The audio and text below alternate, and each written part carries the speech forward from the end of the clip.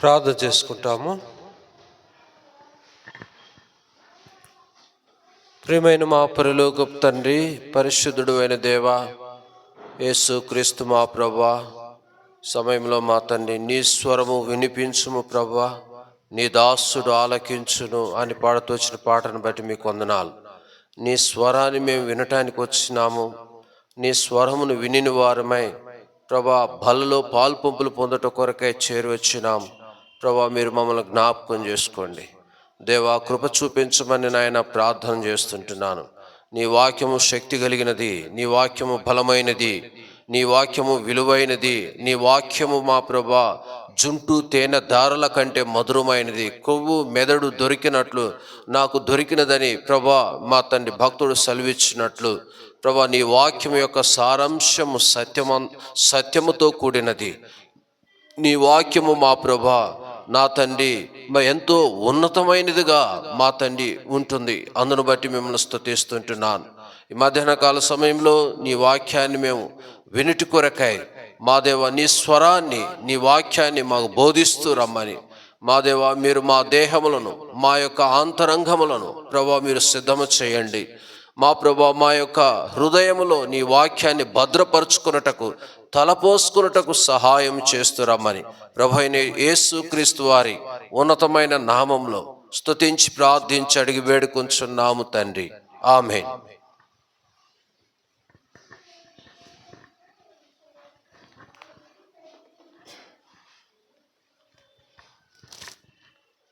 సమయంలో మరి సామెతలు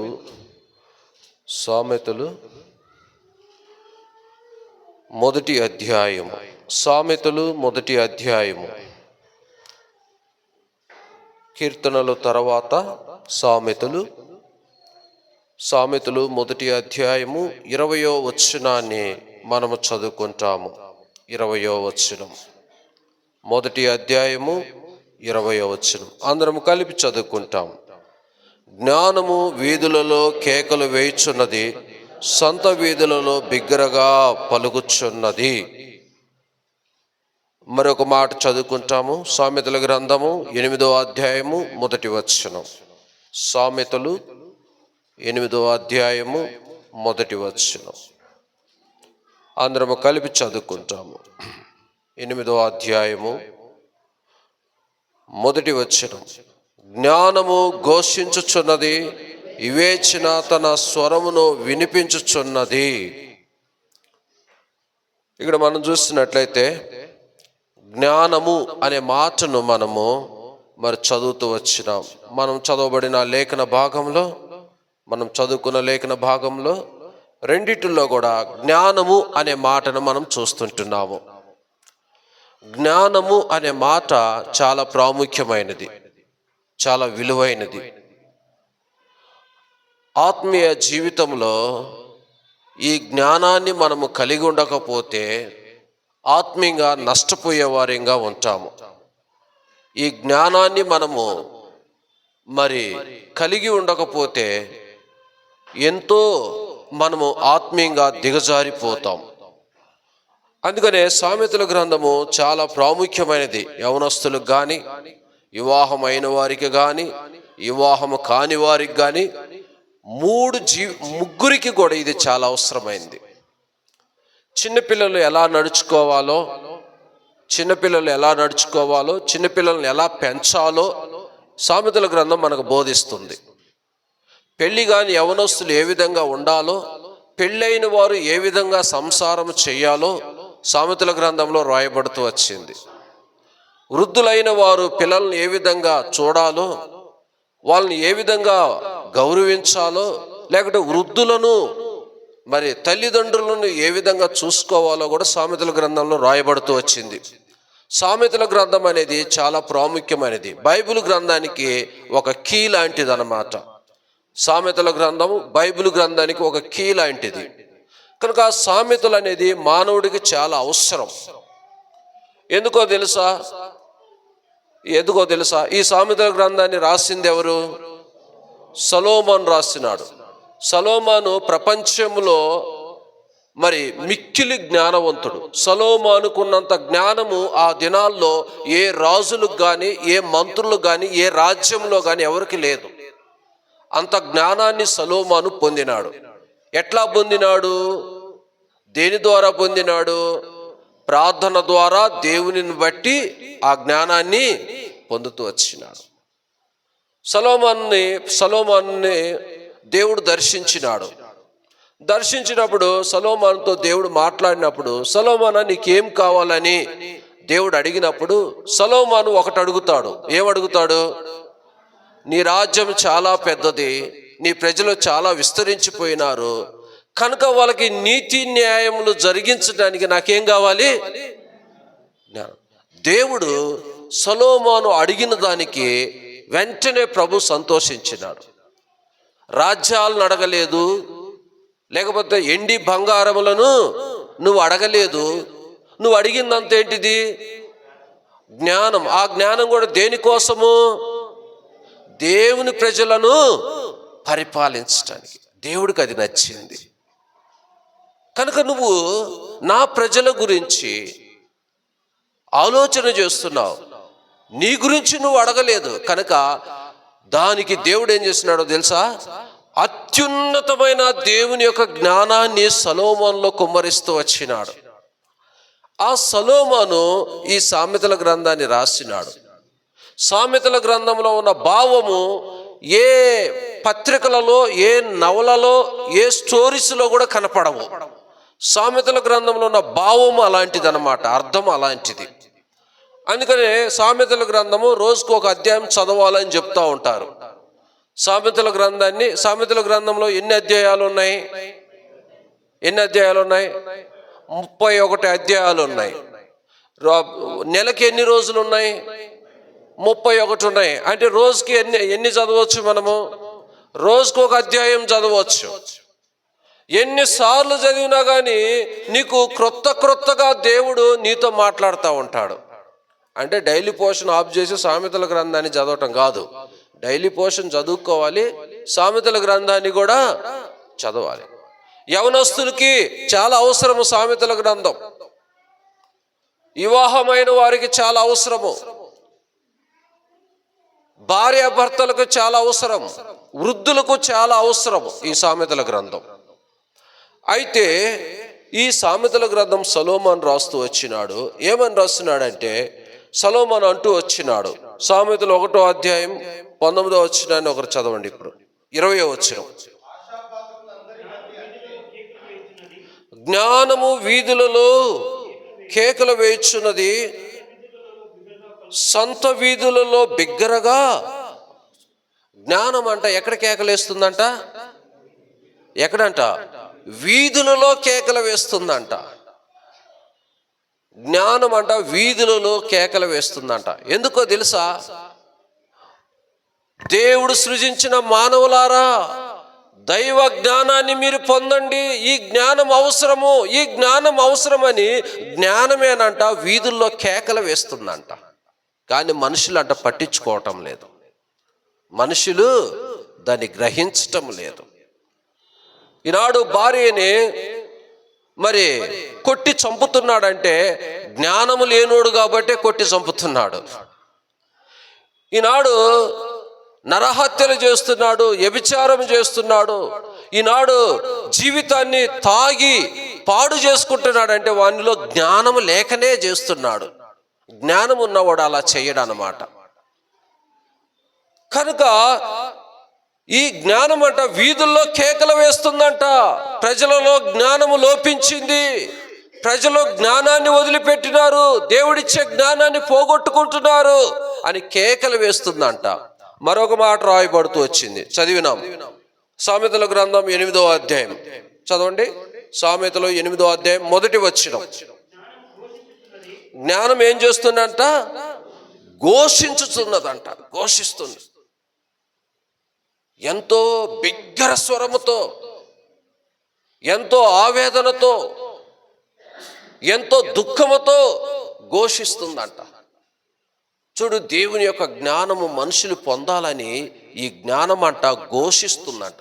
నీ దగ్గరకు వచ్చింది, నీతో మాట్లాడుతుంది ఈ జ్ఞానము. దేని కొరకు? నీలో జ్ఞానము లోపించింది. ఆ జ్ఞానాన్ని పొందటానికి దేవుడు తన జ్ఞానాన్ని నీ దగ్గరకు తీసుకొని వస్తున్నాడు, నీతో మాట్లాడుతుంది. ఇప్పుడు జ్ఞానం అనేది ప్రత్యేకంగా 3 రకాలుగా ఉంటుంది. జ్ఞానం ఎన్ని రకాలుగా ఉంటుంది? 3 రకాలైన జ్ఞానము ఉన్నది. అయితే ఘోషించేది, కేకలు వేసేది ఏ జ్ఞానము అంటే దేవుడు పంపే జ్ఞానం అన్నమాట. అయితే ఎన్ని జ్ఞానాలు ఉన్నాయి ప్రత్యేకంగా చూస్తే రండి చదువుకుంటాము. 1 కొరింథీ 1వ అధ్యాయం. 1 కొరింథీ 1వ అధ్యాయం.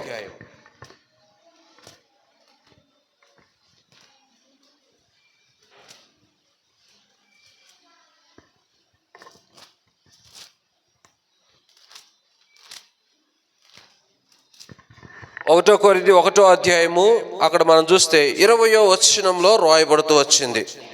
20వ వచనం ఎవరైనా ఒకరు చదవండి. జ్ఞాని ఏమాయను, శాస్త్రి ఏమాయను, ఈ లోకపు తర్కవాది ఏమైను, ఈ లోక జ్ఞానమును దేవుడు వెర్రితనముగా చేసి ఉన్నాడు. మొట్టమొదటిగా లోకపు జ్ఞానము, లోకములో జ్ఞానము. లోకపు జ్ఞానం అంటే ఏమిటి? లోకంలో జ్ఞానం అంటే ఏంటిది? ఇప్పుడు డాక్టర్ దగ్గర పోయి కొంతమంది డాక్టర్లు ఉంటారు, సార్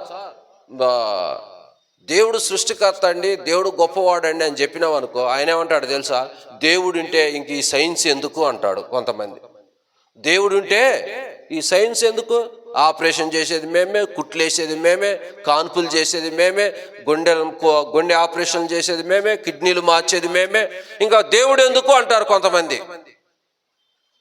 సరే కిడ్నీ మారుతున్నాడు, ఆ కిడ్నీ మార్చే డాక్టర్కి కూడా కిడ్నీ ప్రాబ్లం వచ్చింది అనుకో, అప్పుడు డయాలసిస్ చేస్తూ ఉంటుంటే అప్పుడు ఎవరు గుర్తుకొస్తారు ఆ డాక్టర్కి? దేవుడు గుర్తుకొస్తాడు. అది లోకంలో జ్ఞానం. లోకపు జ్ఞానం అంటే ఏంటిదంటే, లోకంలో ఉన్న జ్ఞానము దేవుణ్ణి ఒప్పుకోదు. వాళ్ళే జ్ఞానవంతుల్లాగా భావించుకుంటారు, వాళ్ళే తెలివి కలిగిన వారుగా భావించుకుంటారు. అందుకని అంటూ వచ్చినాడు. మరలా చదువమ్మా. 1 కొరింథీ 1వ అధ్యాయము 1వ అధ్యాయం 20వ వచనం.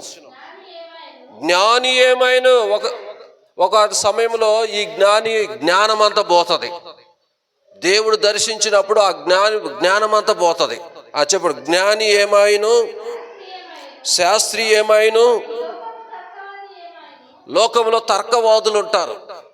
లోకంలో తర్కవాదులు అంటే ఏంటంటే, మనం ఒకటి చెప్తే దానికి ఇంకోటి మెలకేస్తారు కదా. సూర్యుడిని దేవుడు నడిపిస్తున్నాడండి, సూర్యుడు దేవుని ఆజ్ఞకు లోబడి నడుస్తుందండి అని మనం అన్నాం అనుకో, దేవుడు ఆజ్ఞకు లోబడి నడుస్తుందా? ఎట్లా నడుస్తుంది? సూర్యుడు దాని యొక్క డిగ్రీస్లో అది ప్రయాణం చేస్తుంది, దేవుడు ఎక్కడ నడిపిస్తున్నాడు అంటాడు కదా.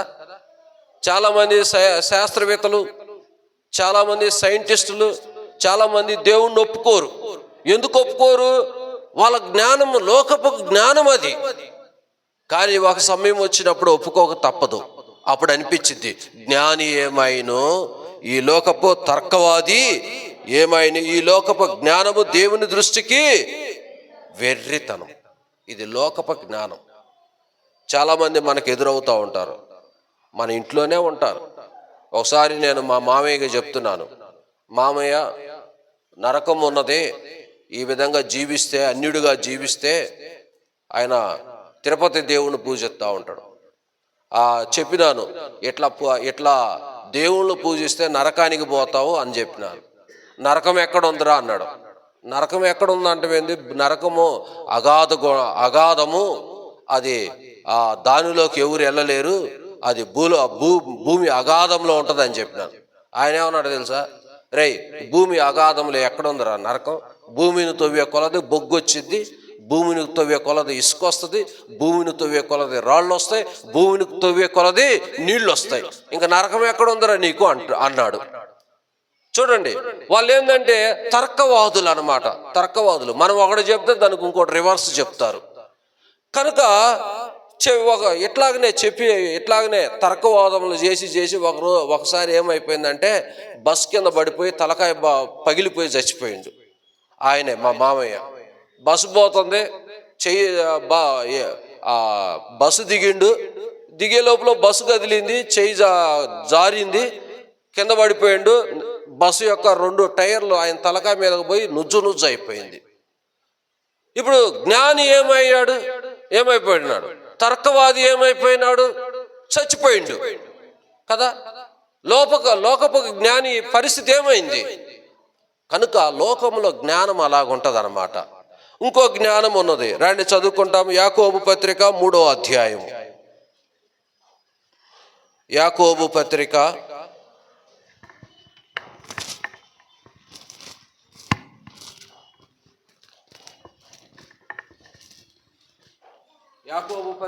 3వ అధ్యాయము 15వ వచనం. ఈ జ్ఞానము పైనుండి దిగువచ్చుచున్నది కాక భూ సంబంధమైనదియు ప్రకృతి సంబంధమైనదియు దయ్యముల జ్ఞానము వంటిది అయి. రెండో జ్ఞానం ఏంటిదంటే దయ్యాల జ్ఞానం. ఒకటే లోకపు జ్ఞానము, రెండోది ఏ జ్ఞానం అంట? దయ్యపు జ్ఞానం. దయ్యాలకు కూడా జ్ఞానం ఉంది, తెలుసా మీకు? దయ్యాలకి జ్ఞానం ఉన్నది. ఎంత జ్ఞానం అంటే, ఒకసారి ఒక ఆమెకు దయ్యం పట్టింది. దయ్యం పడితే ఆ దయ్యాన్ని వదిలించడానికి పోతే ఆ దయ్యం పట్టిన ఆయన మీద తల మీద బైబిల్ పెట్టి ప్రార్థన చేస్తూ ఉంటుంటే ఆ దయ్యము పోయి ఏం చేసిందంటే వాడిని వదిలిపెట్టి ఇంకొకటిలోకి దూరింది.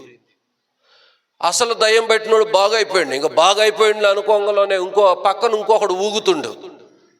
వాడు ఇక కింద పైన పడుతున్నాడు.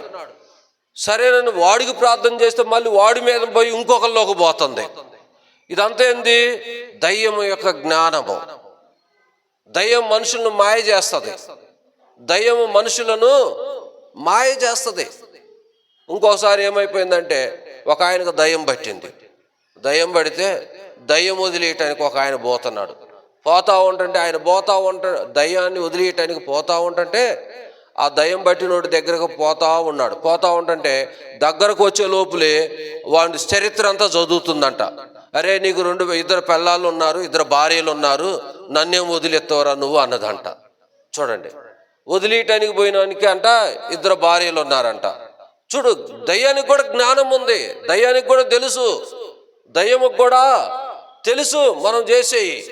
అందుకనే నవ్వుతుందంట. నీ వల్లేమైద్దిరా నన్ను వదిలేయటం అంటుందంట. సరేనని దయ్యాన్ని వదిలేయటానికి పోయిన ఆయన పక్కన ఇంకొక ఆయన ఉన్నాడంట.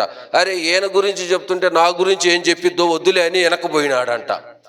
చూడండి, దయ్యము జ్ఞానం ఉన్నది దానికి. అది సామాన్యమైనది కాదు. మనం చేసే అన్ని దానికి తెలుసు. మనం ఏది చేయబోతున్నామో ఏం చేస్తున్నామో అన్నది కూడా ఆలోచన చేస్తుంది. అంత జ్ఞానం ఉన్నదన్నమాట. దయ్యం యొక్క జ్ఞానాన్ని మనం వెంటనే గుర్తించలేము. లోకపు జ్ఞానాన్ని గుర్తించవచ్చు, కానీ దయ్యపు జ్ఞానాన్ని గుర్తించలేము. అది ఒక మానవులో ప్రవేశించి వానిలో ప్రవేశించినట్టు ఎవరికి అర్థం కాకుండా దయ్యం పనిచేసిద్ది. అలాంటి జ్ఞానం చూపించింది అన్నమాట దయ్యం. కనుక చూడండి, ఇది 2వ జ్ఞానము. 3వ జ్ఞానం ఏమిటి? రాని చదువుకుంటాం. యాకోబు రాసిన పత్రికలోనే ఉంది 3వ జ్ఞానం. యాకోబు పత్రిక 3వ అధ్యాయం, అక్కడే రాయబడి ఉంటుంది.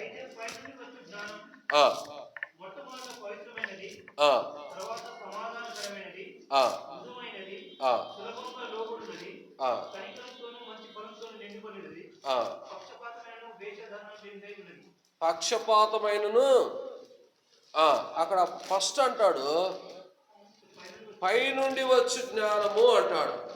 పైనుండి వచ్చి జ్ఞానము చదువుదాం ఇప్పుడు. ఎన్నో వచ్చినము? 17వ వచనం.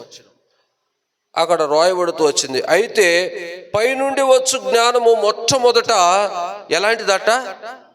పవిత్రమైనదంట. పైనుండి వచ్చే జ్ఞానము పవిత్రమైనది. ఇది లోకపు జ్ఞానం కాదు, ఇది దయ్యపు జ్ఞానం కాదు. ఎక్కడి నుంచి వస్తుందంట? పైనుండి వస్తుందంట. పైనుండి వచ్చేది ఏంటంటే దేవుని జ్ఞానం. ఇది ఈ పైనుండి వచ్చే జ్ఞానాన్ని అపోస్తలుడైన రాజైన సొలొమోను పొందుతూ వచ్చాడు. ఈ జ్ఞానాన్ని పొందుతూ వచ్చినాడు.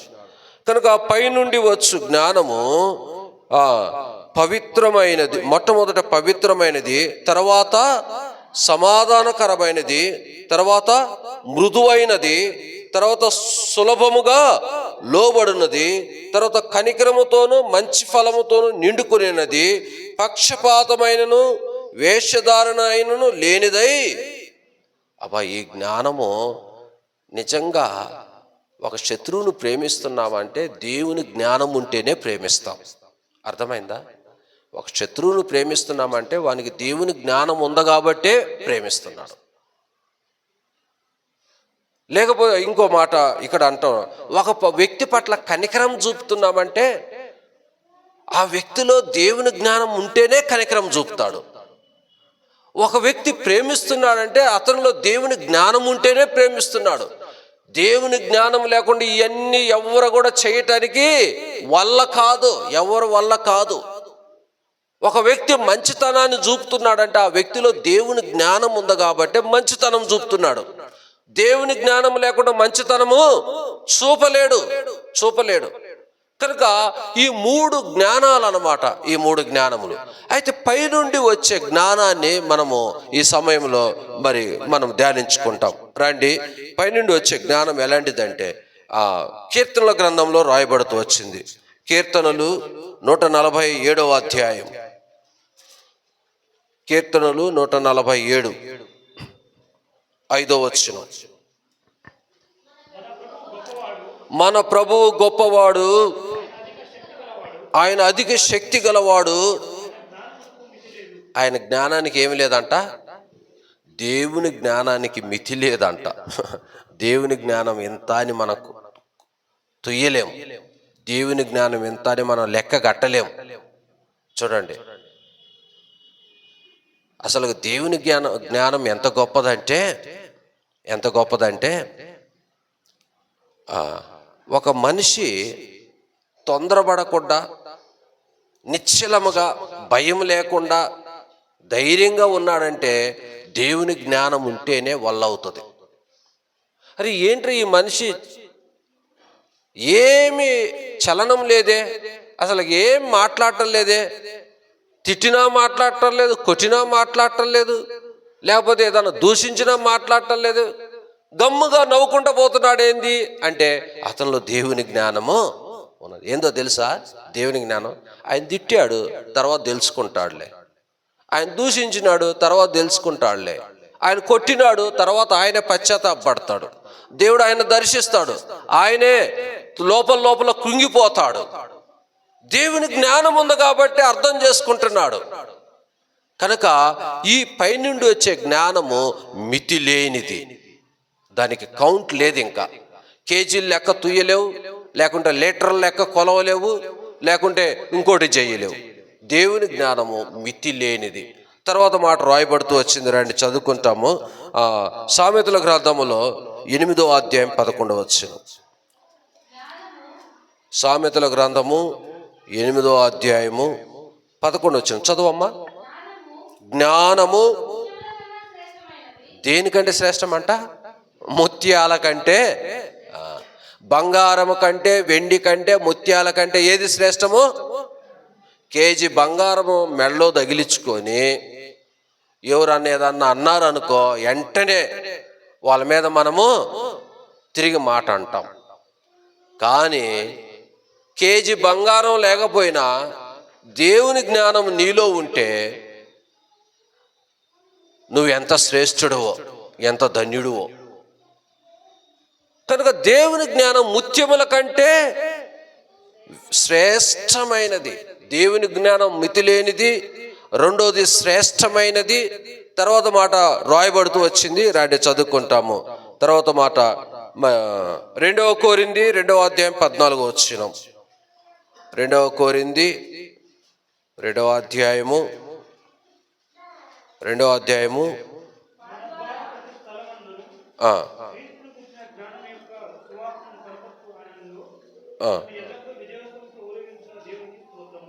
ఆ, అక్కడ 14 వచనం చదువు. మన ద్వారా ప్రతి స్థలమందును క్రీస్తును గూర్చిన జ్ఞానం యొక్క సువాసనను కనుపరుచుచు. ఇక్కడ మనం చూస్తే జ్ఞానం అనేది ఒక సువాసన కంటే శ్రేష్టమైనది. అత్తరు రాసుకోవటం కంటే జ్ఞానాన్ని కలిగి ఉండటం మంచిది కదా. సెంట్లు కొట్టుకోవటం కంటే జ్ఞానం ఎంతో గొప్పది, దానికంటే సువాసన నిచ్చేది.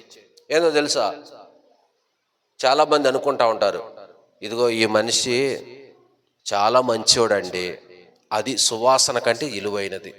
ఇతరులు చెప్పుకుంటారు, పలానామ ఎన్నే ముఖాన తిడతా ఉంటుంటే నవ్వుతా వెళ్ళిపోయినాడు, దేవుడే చూసుకుంటాడులే అని, ఆమె అంత మంచిదండి అని చెప్తారు. అది సువాసన అంటే. కనుక దేవుని యొక్క జ్ఞానము పవిత్రమైనది, ముత్యముల కంటే శ్రేష్టమైనది, అది సువాసననిచ్చేది. అంటే ఈ లోకంలో ఈ శ్రేష్టమైన వాటికంటే శ్రేష్టమైనది.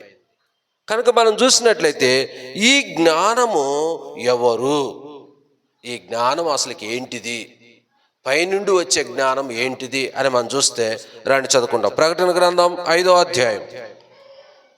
ప్రకటన గ్రంథం 5వ అధ్యాయం 12వ వచనం. వారు వధింపబడిన గొర్రెపిల్ల శక్తియు ఐశ్వర్యమును జ్ఞానమును బలమును ఘనతయు మహిమయు స్తోత్రమును పొందనర్హుడని గొప్ప స్వరముతో చెప్పచుండు. ఈ జ్ఞానం ఎవరంటే దేవుని దూతలే చెప్తున్నారు. అయ్యా, ఈ జ్ఞానం ఎవరో కాదు, ఈ జ్ఞానము ఆయన కుమారుడైన ప్రభు అయినట్టు యేసుక్రీస్తే. యేసు ప్రభువును కలిగి ఉంటే జ్ఞానాన్ని కలిగినట్లే. యేసు ప్రభు నీలో ఉంటే జ్ఞానం ఉన్నట్లే. అర్థమైందా? యేసు ప్రభు నీలో ఉన్నాడు అనుకో, ఇంకేమున్నట్టు? నీలో జ్ఞానం ఉన్నట్టు. జ్ఞానం ఎలాంటిది? పవిత్రమైనది, సమాధానకరమైనది, ముత్యముల కంటే శ్రేష్టమైనది. తర్వాత అది సువాసననిచ్చేది. ఈ జ్ఞానం ఎవరు అంటే ప్రభు అయినట్టు యేసుక్రీస్తు వారే. నీలో యేసు ప్రభు ఉంటే ఇటువంటి జీవితం నీలో ఉంటుంది. నీలో యేసు ప్రభు లేకపోతే సువాసన ఉండదు, సమాధానం ఉండదు, శ్రేష్టత్వం ఉండదు, ఏముండదు. అందుకని ఈ జ్ఞానము చాలా గొప్పది, పవిత్రమైనది. ఇదే ప్రభు అయినట్టు యేసుక్రీస్తు వారికి గుర్తు. చదవండి, ఫిలిప్పీలకు రాసిన పత్రిక, ఫిలిప్పి 3వ అధ్యాయం 8వ వచనం.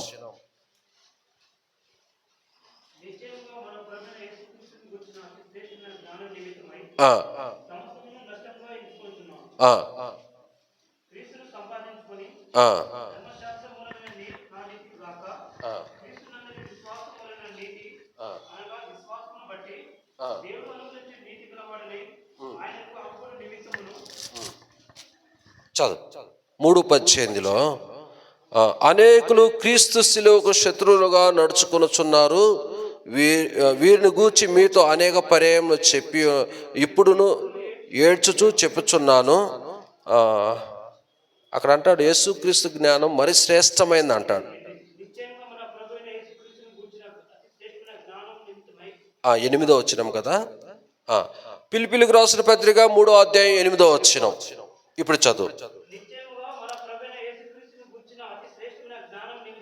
నిశ్చయముగా మన ప్రభు అయినట్టు యేసుక్రీస్తును గూర్చిన అతి శ్రేష్టమైన జ్ఞానము నిమిత్తమై. ఏ జ్ఞానం అంట? శ్రేష్టమైన దానికి ముందు ఒక మాట చెప్పాడు, అతి శ్రేష్టం. యేసుక్రీస్తు జ్ఞానం ఎలాంటిదంట? అతి శ్రేష్టం. జ్ఞానము కంటే జ్ఞానము, జ్ఞానమే ప్రభు అయినట్టు యేసుక్రీస్తు వారు. ఈ జ్ఞానములోనే యేసు ప్రభు ఉన్నాడు, లేకుంటే ఈ జ్ఞానమే యేసు ప్రభులో ఉన్నది అని చెప్పవచ్చు. కనుక యేసుక్రీస్తు జ్ఞానము అతి శ్రేష్టమైనదంట. దీని కొరకంట సమస్తాన్ని నష్టముగా. ఈ జ్ఞానాన్ని మనం పొందాలంటే మనకి ఏ లోక సంబంధమైన అన్నీ కూడా సమస్తాన్ని నష్టంగా ఎంచుకోవాలి. నష్టంగా ఎంచుకోకపోతే ఈ జ్ఞానాన్ని పొందలేము. పెళ్ళిళ్ళు, పేరెంటాలు, అన్య సంబంధమైనవి కొన్ని ఉంటాయి. అవన్నీ మనం వదులుకోలేకపోతే ఈ జ్ఞానాన్ని పొందలేము. కొన్నిసార్లు లోక సంబంధమైన విశాలమైన లగ్జరీ జీవితాలు ఉంటాయి. అవి వదులుకోకపోతే ఈ జ్ఞానాన్ని పొందలేము. కనుక ఈ జ్ఞానానికి వేరుగా ఏదైతున్నాయో అవి నష్టంగా ఎంచుకోవాలి. కనుక ఇది పవిత్రమైనది, శ్రేష్టమైనది, సువాసననిచ్చేది, ఇది ఎంతో సమాధానకరమైనది. ఇది తర్వాత రాస్తూ వచ్చినాడు, రాని చదువుకుంటాము. 1 పేతురు 3వ అధ్యాయం 7వ వచనం. 1 పేతురు 3వ అధ్యాయం 7వ వచనం. అటువలే పురుషులారా, జీవమను కృపావరములో మీ భార్యలు మీతో పాలివారై ఉన్నారని ఎరిగి ఎక్కువ బలహీనమైన ఘటమని భార్యను సన్మానించి మీ ప్రార్థనలకు అభ్యంతరము కలగకుండానట్లు జ్ఞానము చొప్పున వారితో కాపురము చేయుడి. చూడండి పరిస్థితి ఎలాగున్నదో. ఈ జ్ఞానం ఉంటే సమాధానకరమైన, సంతోషకరమైన కాపురం చేయగలుగుతాం. లేకపోతే చేయలేం. ఒకసారి వారణాసికి పోతూ వచ్చినాం, టీముగా పోయినాం. అందరిని తీసుకొని పోయినాం. చాలామంది, ఒక 70-80 మంది వచ్చినారు. ఎంతోమంది సువార్తలు చేసినాం. అక్కడ కొంతమంది సమర్పించుకున్నారు. దాంతోపాటు మరి ఎక్కువగా నేను కూడా సమర్పించుకుంటూ వచ్చినాను. తర్వాత సిస్టర్గా తెలిసింది, ఈ రోజుల్లో ఎవరు పెడుతున్నారండి సేవకులు, ఉన్నట్టు దాచుకుంటా ఉంటారు. నువ్వు ఉన్నవన్నీ మొత్తం పెట్టేస్తున్నావు, ఖర్చు పెడుతున్నావు, ఇంట్లో కూడా లేవు, పిల్లలకు కూడా ఏం లేదు, మొత్తం సేవలోనే పెడుతున్నావు, వచ్చిందే కొద్దిగా అయితే అది కూడా దాంట్లో పెడుతున్నావు అని ఇక లేచింది. ఏం చేస్తావు? ఇక జ్ఞానంతో కాపురం చేయాలి. ఏం చేయాలి? ఇక కోటికి వెళ్ళి పాత బస్తీకి పోయి ఒక టైటైన్ వాచ్ తీసుకొని వచ్చినారు. తీసుకొని వస్తే అప్పుడు నవ్వింది అనమాట. అది జ్ఞానంతో కాపురం చేయటం. వాళ్ళకి 50,000 ఖర్చు పెడితే ఒక 2,000 ఖర్చు పెట్టినాను. ఏం చేస్తావు? అప్పుడు చల్లబడిపోయింది. కనుక జ్ఞానంతో కాపురం చేయాలి. అది దేవుని యొక్క జ్ఞానం ఎంతో అవసరం మనకి. కనుక ఈ జ్ఞానము పవిత్రమైనది. తర్వాత మరొక మాట రాయబడుతూ వచ్చింది, రాని చదవకుండా. కొలసీలకు రాసిన పత్రిక 4వ అధ్యాయం 5వ వచనం. కొలసీలకు రాసిన పత్రిక 4వ అధ్యాయం 5వ వచనం. సమయము పోనీయక సంఘమునకు ఎలుపటి వారి ఎలరా. ఎవరితో జ్ఞానం అంట? సంఘమునకు ఎలుపుటి వారి ఎలరా. అంటే సంఘానికి బయట ఉండేది ఎవరు? లోకస్తులు. కనుక లోకస్తులతో మనం చాలా జ్ఞానాన్ని కలిగి ఉండాలి. మనం వచ్చేటప్పుడు, పోయేటప్పుడు మన చేతిలో బైబిల్ ఉంటుంది కదా. మనం వచ్చేటప్పుడు, పోయేటప్పుడు ఆటో ఎక్కినా కానీ ఆటో వాడితో మంచిగా మాట్లాడాలి. లేకపోతే ఆటో వాడు ఏమంటాడు ఏదో అనుకుంటాడు. లేకపోతే బస్సులో వెళ్ళేటప్పుడు జనం ఫుల్గా ఉంటారు, మన చేతిలోనే బైబిల్ ఉంటుంది, ఎవరో కాలు దొక్కుతారు. ఏం కళ్ళు కనపట్టలేదా కాలు దొక్కుతున్నాం అంటే? అప్పుడే చేతిలో బైబిల్ ఉంది, ఆరాధన పోయి వస్తున్నాం. వాళ్ళు ఏమనుకుంటారు? కనుక ఎలుపటి వారి ఎడల మనం చాలా జ్ఞానాన్ని కలిగి ఉండాలి. ఈ జ్ఞానము చాలా అవసరం మనకి. జ్ఞానముతో కాపురము చేయాలి. జ్ఞానముతో లోకస్తుల మధ్య మనము జీవించాలి. జ్ఞానముతో జీవించాలి మనం లోకస్తుల మధ్య.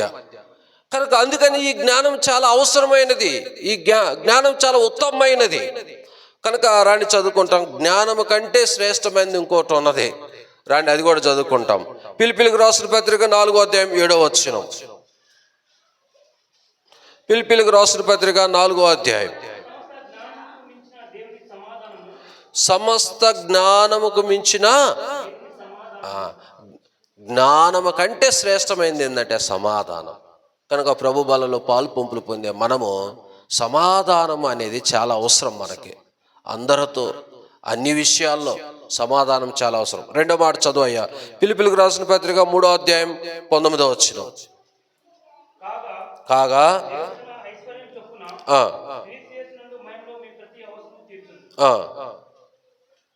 అక్కడ అంటాడు ప్రేమతో. ఫిలిప్పీయులకు రాసిన పత్రిక 3వ అధ్యాయము 19వ వచనం చదువు.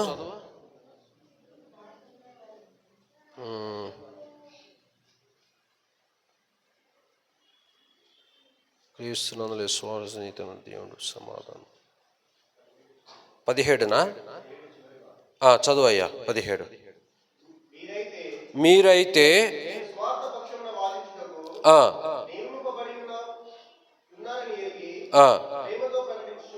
ప్రేమతో ప్రకటించుచున్నాను. కనుక ఈ యొక్క జ్ఞానము కంటే శ్రేష్టమైనది ఏమిటంటే రెండవదిగా ప్రేమ. ఒకటి సమాధానం, రెండవది ప్రేమ. కనుక ప్రభు బలలో పాలు పంపులు పొందే మనము దేవుని యొక్క వాక్యం చేత హెచ్చరించబడిన వారమై, దేవుడు మనతో మాట్లాడిన విధానంలో సరిచేయబడిన వారమై మనం పరీక్షించుకోవాలి. అందుకని అంటూ వచ్చినాడు 1 కొరింథీ 11వ అధ్యాయం 28వ వచనంలో, ప్రతి మనుషుడు తను తాను పరీక్షించుకోవాలి. కనుక ఈ సమయంలో మనం పరీక్షించుకొని ప్రభు బలలో పాలు పంపులు పొందుదాం.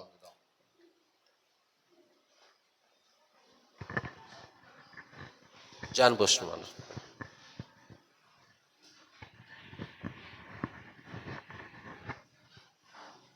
ఫ్యాన్స్ కొద్దిగా పక్కకు పెట్టేసేయండి. ఫ్యాన్లు పక్కకు పెట్టేసేయండి.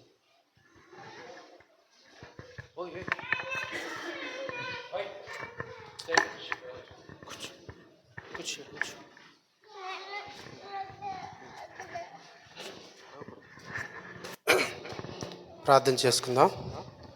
ఇంతవరకు దేవుడు అనేక విషయాలను మనకు తెలియజేస్తున్నారు.